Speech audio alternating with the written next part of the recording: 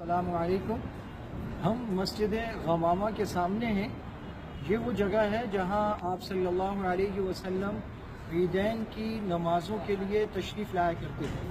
مدینہ کی پوری آبادی موجودہ مسجد نبوی کی چار دیواری کے اندر تک تھی، اور یہاں 6 نمبر باب السلام سے نکلیں تو اس طرف 6 نمبر جو دروازہ ہے مسجد نبوی کا، اس سے نکلتے ہوئے دائیں جانب مسجد غمامہ ہے، سرمئی کلر کے پتھروں سے بنائی گئی ہے۔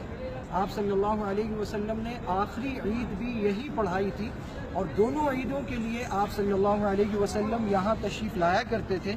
اور جب حبشہ کے بادشاہ نجاشی کا انتقال ہوا، جو مسلمان مہاجرین کے بہت اچھے میزبان تھے، تو حضرت جبرائیل امین علیہ السلام نے آپ کو اس کی خبر دی، تو آپ صلی اللہ علیہ وسلم نے ان کی غائبانہ نماز جنازہ اسی مسجد غمامہ والی جگہ پر ادا کی تھی۔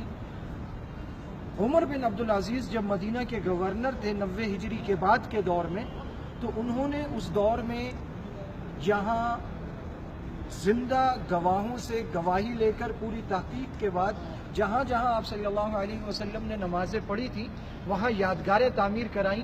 پھر بعد میں مختلف ادوار میں وہاں پر وہ یادگاریں مساجد بنا دی گئی، اور وہاں مسجد بن گئی۔ کئی جگہ انہوں نے خود مساجد بنا دی تھی۔ تو یہ غمامہ غمام سے ہے، بادل کو کہتے ہیں۔